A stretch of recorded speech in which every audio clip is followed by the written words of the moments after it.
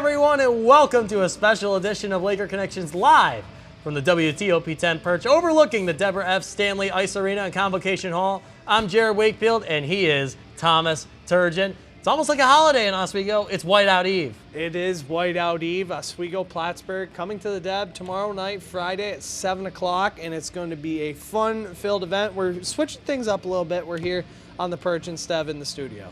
Absolutely, it's Whiteout Eve, so remember to leave your cookies out for Ed Gosick tonight. Well, with all of that aside, let's take a look at all the way back at all things falls for 2022.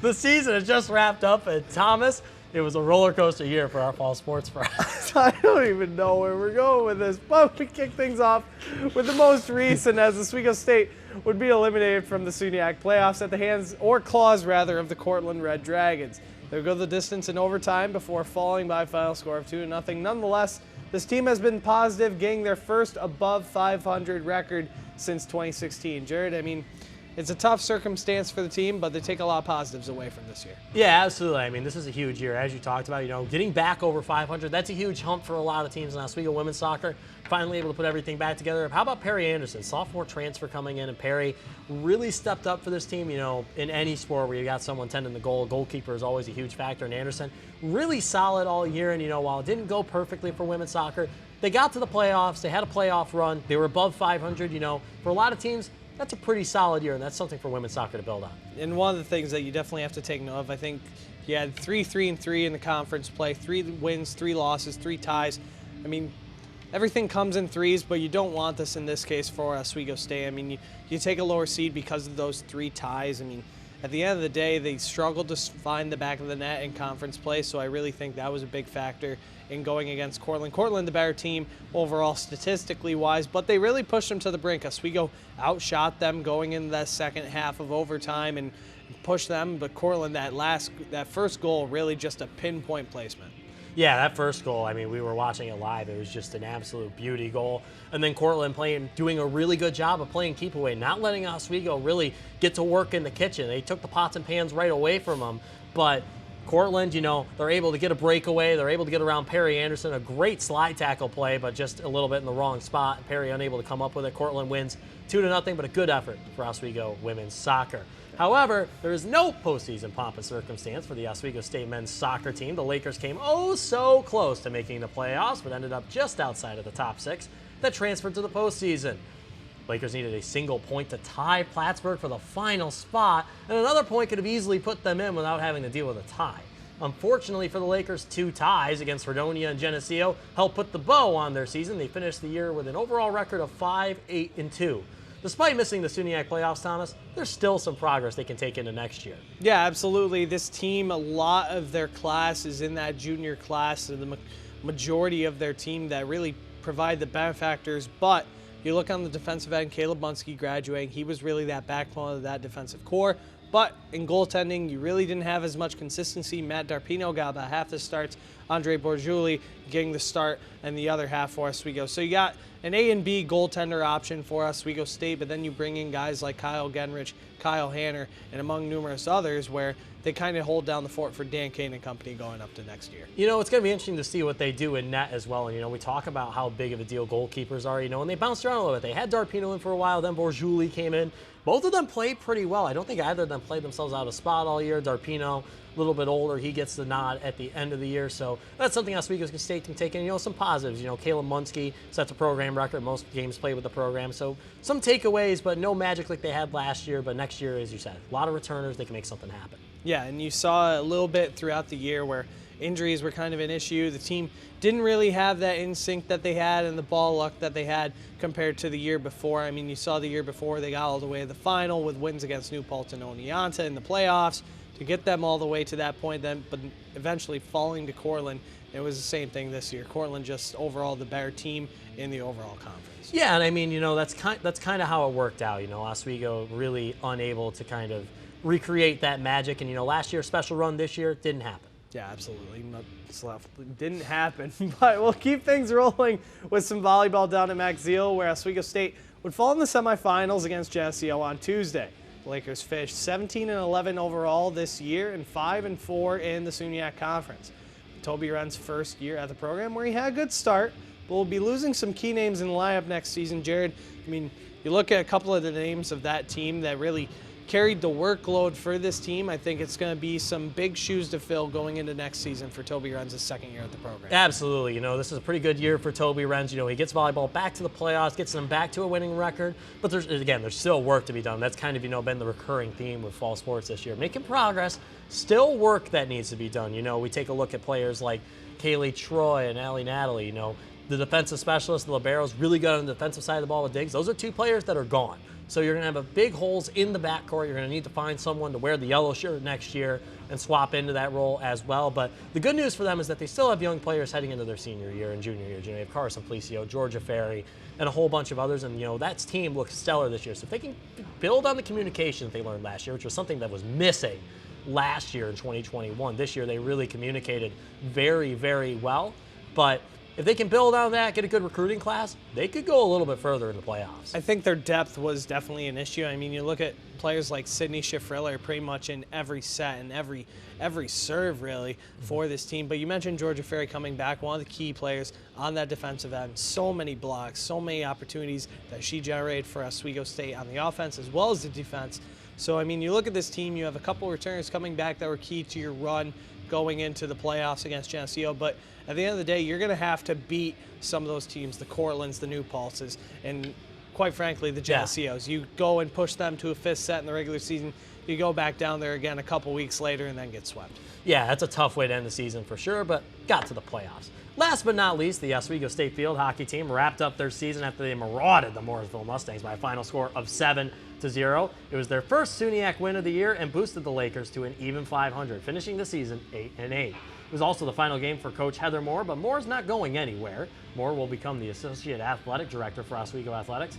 Thomas, again, a lot of progress this year for field hockey, but next year, bit of a wild card with a new coach. You're losing your goaltender, and you're losing half your starters. Yeah, this team needs really a whole shape up in a way. I mean, you look at, they're losing key components of this team all the way throughout their lineup. Offense, you're losing Casey Sims, you're losing Holly Carr, you're losing Caitlin Mastracco, who was probably one of the best two-way defenders we saw at the program this year. I mean, she was able to put balls in the back of the net, but was also be able to shut down on the back end. And then you look in the goaltending, Erica Shabline, she's been lights out for this team for a couple years now and really carrying the workload on the save end. I want to say she was, last time we did this show, she had close to 360-something saves. She crossed 300 saves this year. Exactly, she definitely did. But, I mean, you look at this team, they're losing components on all fronts, and you're losing a head coach. So really some different stuff needing to be implemented next year. Yeah, and it's going to be interesting to see what they do. Again, you're losing a lot of your offensive firepower, but, a good way to end it in Morrisville, a quick look at the stats. Morrisville didn't get a single shot on goal, and Oswego had 34. 34. That is outrageous numbers for field hockey. You're on a soccer-sized field. It is hard to get down the field. So a good way for Heather Moore to end her tenure as coach. She steps into an administrative role. And there's still some young players to make something happen. So we saw Brycelyn Bichot start to get something going at the end of the year. But, I mean, this is going to be a whole new field hockey team when they take back to Laker Turf Stadium next year. And with a new head coach, the national search already underway, it'll be interesting to see how they get things started.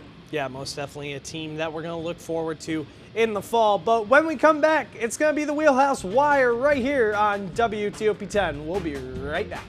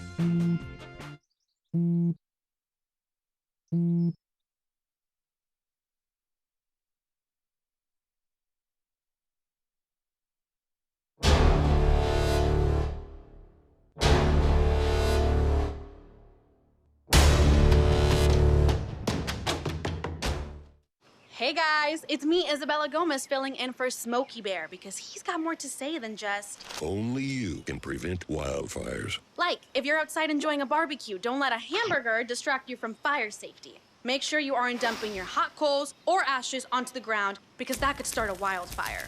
So take wildfire prevention seriously and let's save the world one day at a time. Juntos con Smokey Bear, podemos hacerlo. Go to smokeybear.com to learn more about wildfire prevention.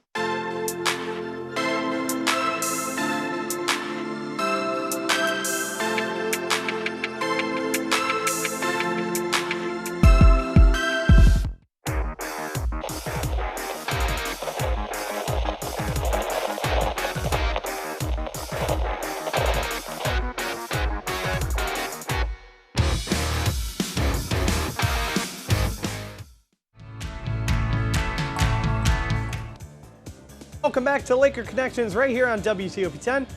We're in the wheelhouse, which means it's time for the Wheelhouse Wire. Jared, men's hockey, fire away. All right, Bubba, I'll wire you up here. Let's go back to last Saturday, where it was the opening weekend for the Oswego State men's hockey program. Oswego started the season on the road against number 5 Hobart, suffering a 5-2 loss in my infamous hometown barn that we like to call the Cooler. Quinn Wormuth and Tommy Cahill netted the 2 goals for Oswego. In Saturday's home opener, the Lakers flipped the script and some birds as they knocked the number 9 Elmira Soaring Eagles down by a final score of 5-2. Danny Calabufo netted his first 2 goals of the season, while Shane Bolt, Connor Sleeth, and Cahill stamped the score sheet. Thomas, the Lakers moved up to number 10 in the USCHO poll this week, and rightfully so after a dominant win over an Elmira team that snapped off the Lakers last year in their barn. Yeah, the Lakers getting a split in the first weekend. We knew it was going to be a tough test on this one. Nonetheless, Oswego getting a crucial win in this matchup against Elmira and Hobart. So nonetheless, a team where really they got the dominant edge. And Elmira couldn't get the dub against Hobart, but nonetheless, we move on. After a split last weekend, the men's hockey team opened SUNYAC play with the biggest home weekend of the year, being Whiteout 2022 Part 2. The Lakers dominant in their last few, being undefeated on Whiteout weekend since the 2017-2018 season, where they got swept. Believe it or not, Jared. Pull out the brooms. But they got swept. A great weekend, though, to get the party started. I mean, Jared, big weekend. SUNYAC opener.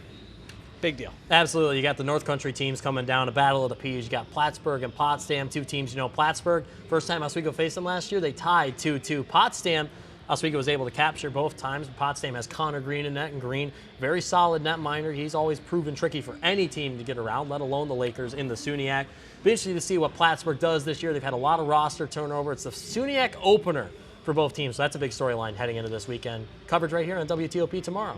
Yeah, it's going to be a big deal. I mean, you mentioned Connor Green. He was lights out for Potsdam last year, ranging about like 90 saves. Plattsburgh, on the other hand, they lose Del Tufo, so they're going to have a big test ahead of them. Absolutely. The Oswego State women's hockey team opened their season right here with a double home set against the Adrian Bulldogs. The Lakers lost both games to the number 10 Bulldogs. In the first contest, the Bulldogs won 4-1. Kaylin Tadia scored the lone goal for the Lakers on a penalty shot, while Lexi Levy made her goaltending debut for the Lakers, posting an .892 save percentage. In Saturday's matinee, the Lakers were shut out 5 goose egg as the Bulldogs showed that they did, in fact, have that dog in them.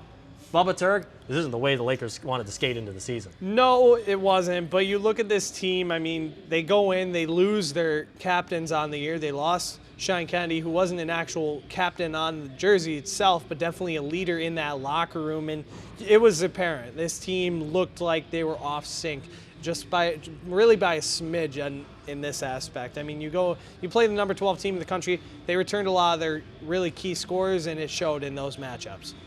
Absolutely, and it's going to be interesting to see what they do this weekend on the road in the North Country. Yeah, most definitely. But after many takeaways from the weekend prior, the women's hockey team opens things against the Potsdam Bears on Friday, followed by the Canton Kangaroos on Saturday.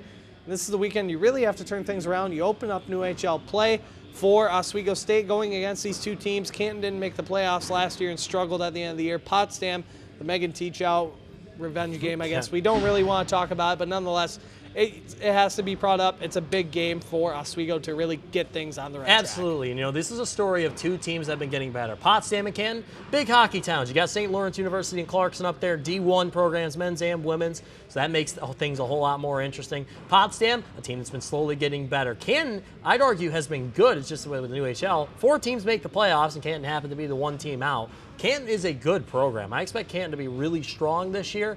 they can add some players. They had solid goaltending last year. It's interesting to see if they can sneak their way into the playoffs. Yeah, most definitely. They're going to have a big test against Oswego. Oswego definitely needs to make a name for themselves, but nonetheless, we're going to take a quick break. When we come back, AJ Ryan joins us right here at the desk from the Oswego State men's hockey team. You're watching Laker Connections right here on WTOP 10.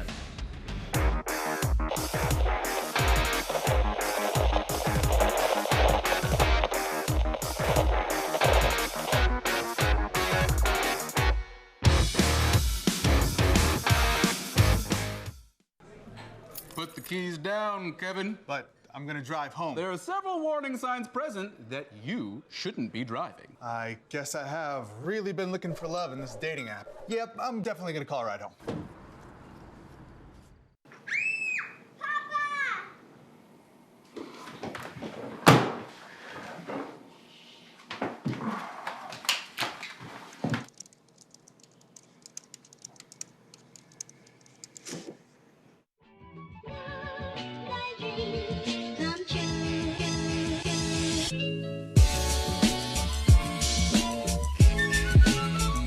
I think you could build a house here with how many bricks are being laid in this game. That is a rapid nosedive, and it is at the point of no return, guys.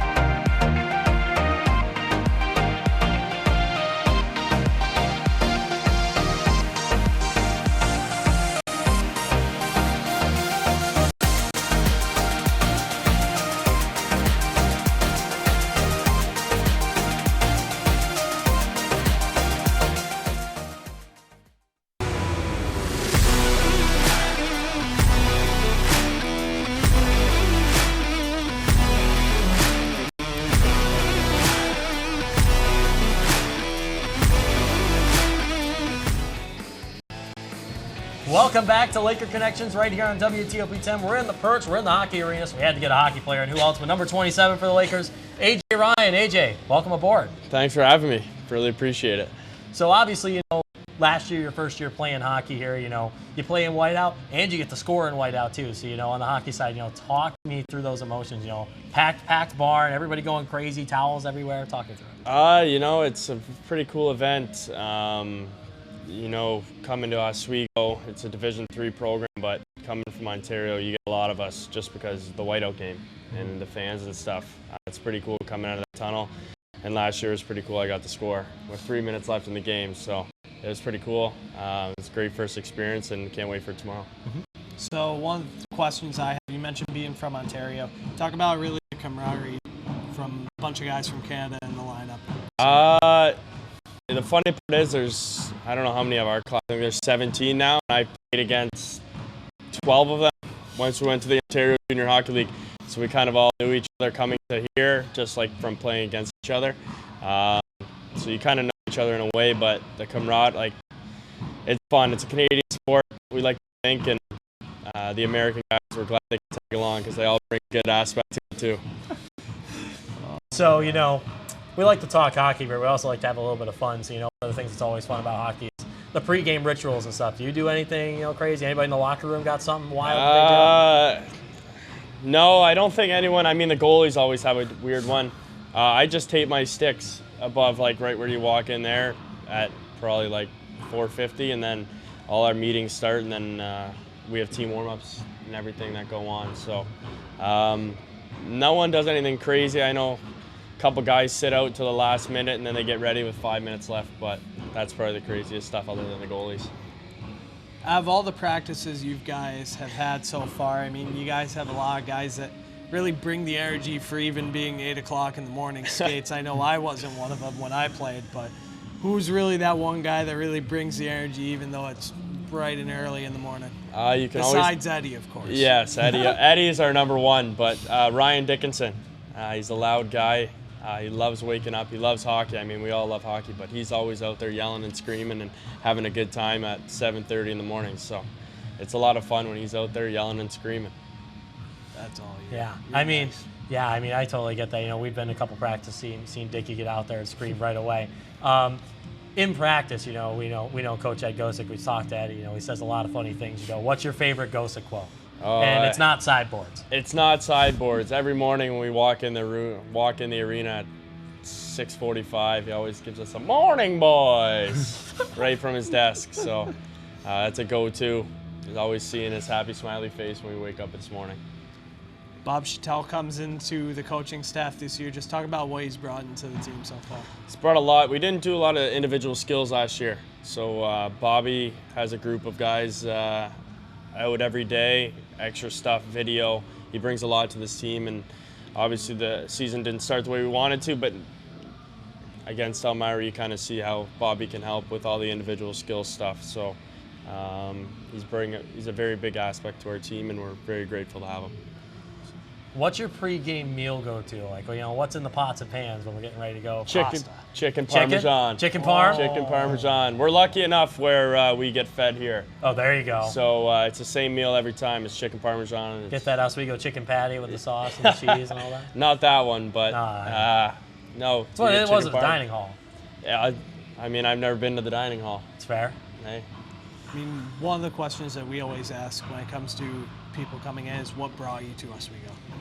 This arena, I mean, obviously you see it behind us, but obviously the winning culture here, Eddie, Whitey, and just hearing from people that played in the past from Ontario, from my hometown, the guys that I played with, that this is a great place to play, and if you're going to play Division III college hockey, this is the place you want to be.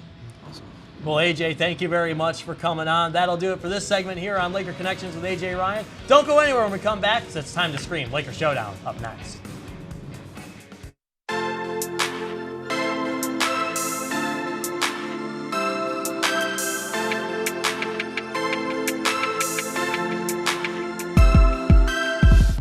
Hey guys, it's me, Isabella Gomez, filling in for Smokey Bear because he's got more to say than just... Only you can prevent wildfires. Like, if you're outside enjoying a barbecue, don't let a hamburger distract you from fire safety. Make sure you aren't dumping your hot coals or ashes onto the ground because that could start a wildfire. So take wildfire prevention seriously and let's save the world one day at a time. Juntos con Smokey Bear, podemos hacerlo. Go to smokeybear.com to learn more about wildfire prevention.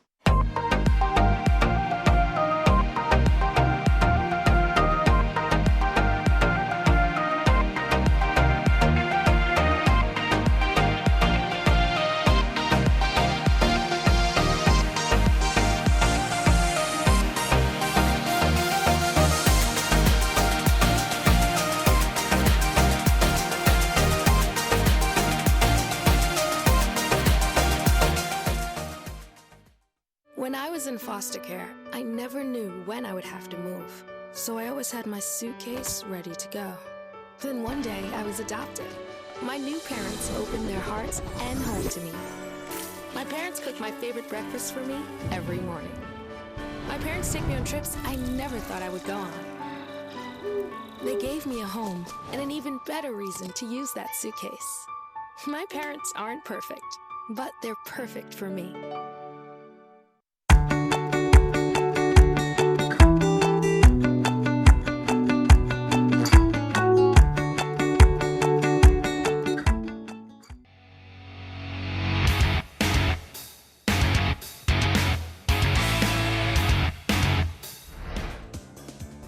Welcome back to Laker Connections. I'm your moderator, Tommy T, and it's now time for everyone's favorite segment, live from the WTOP 10 perch in the Deborah F. Stanley Arena. Laker Showdown, baby. All right, you guys ready? Well, of course. Woo! All right. Even though it's a special episode on the perch tonight, we are keeping Laker Showdown the same.